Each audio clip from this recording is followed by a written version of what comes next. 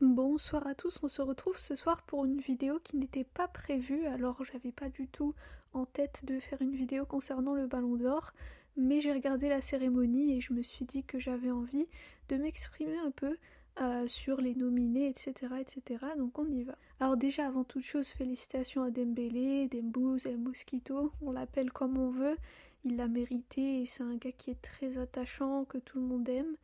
Je trouve que c'était super beau de le voir comme ça ému. Et je vous avoue que j'ai même versé ma petite larme. Et sinon, concernant le Barça, donc Lamine est arrivé deuxième. Je suis un peu triste pour lui, mais c'était prévisible. Et surtout, quand tout le monde chantait pour Dembélé, j'avais un petit pincement au cœur pour notre petit Lamine. Mais bon, il est encore très jeune. Je suis sûre qu'il va gagner, enfin qu'il va continuer à jouer comme ça et qui gagnera dans sa carrière plusieurs ballons d'or. En tout cas, moi, ça m'a donné envie de le soutenir encore plus et de le défendre face à tous ceux qui le critiquent à tort et à travers, parce que il y a beaucoup de gens qui critiquent Lamine, alors qu'ils connaissent pas qui il est. Ils critiquent tout simplement ce qu'ils voient sur les réseaux sociaux, etc. Mais Lamine, je l'ai déjà dit dans une autre vidéo, dans une interview qu'il avait faite, Lamine, c'est pas du tout le gamin arrogant que vous croyez.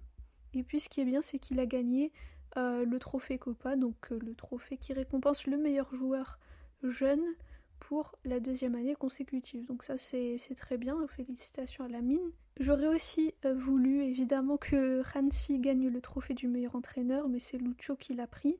Donc évidemment, c'est plus que mérité pour Luis Enrique, hein, on le félicite pour ça. Et du côté Barça Femini, eh bien, on a la reine Aitana Bonmati, donc la meilleure du monde, qui a remporté son troisième ballon d'or consécutif. C'est juste exceptionnel ce qu'elle fait. Et en plus, comme vous l'avez vu, c'est Andrés Iniesta qui lui a remis le trophée. J'ai trouvé ça absolument magnifique parce qu'elle répétait plusieurs fois dans des interviews, etc., que Xavi et Iniesta, c'était vraiment ses idoles quand elle était plus jeune. Et du coup, je me suis mise un peu à sa place de seconde et je me suis dit, imaginez si je jouais au Barça Femini et que Ronaldinho me remettait le ballon d'or de ses propres mains. C'est juste incroyable.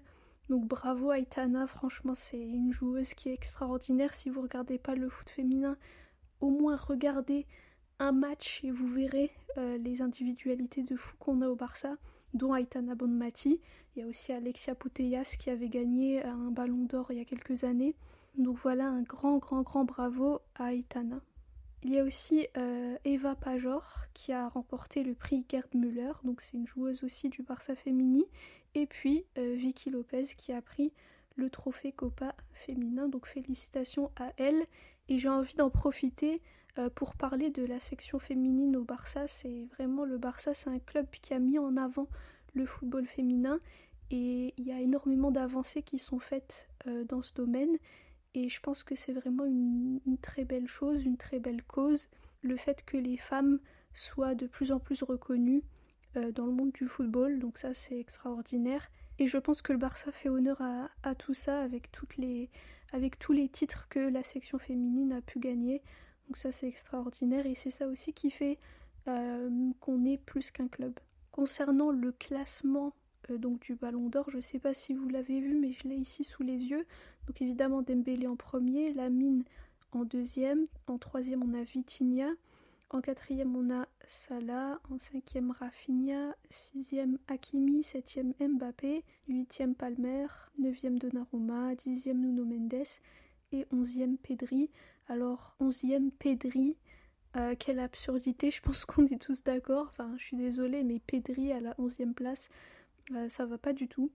Moi, et après je le dis en tant que supporter du Barça, donc je suis pas forcément objective pour le coup, mais moi j'aurais gardé donc Dembélé en premier, Lamine en deuxième, j'aurais mis Hakimi en troisième, en quatrième Rafinha et en cinquième Pedri, et après le reste je m'en fiche, mais Pedri en onzième, je suis désolée, c'est une absurdité, je pense que les votants ne regardent pas le foot, donc voilà, ça c'est, il faut le dire. Et honnêtement, c'est limite, ça me met en colère parce que Pedri, c'est le football, c'est l'art, c'est de la poésie, c'est tout ce que vous voulez. Donc non, c'est inadmissible qu'il ait été à la 11e place. Voilà, donc en tant que fan du Barça, je me réjouis du fait que parmi les gagnants, il y a beaucoup de Barcelonais et d'anciens Barcelonais. Donc ça, c'est bien. Et encore une fois, félicitations à tous ceux qui ont gagné. Et puis évidemment, à Dembélé.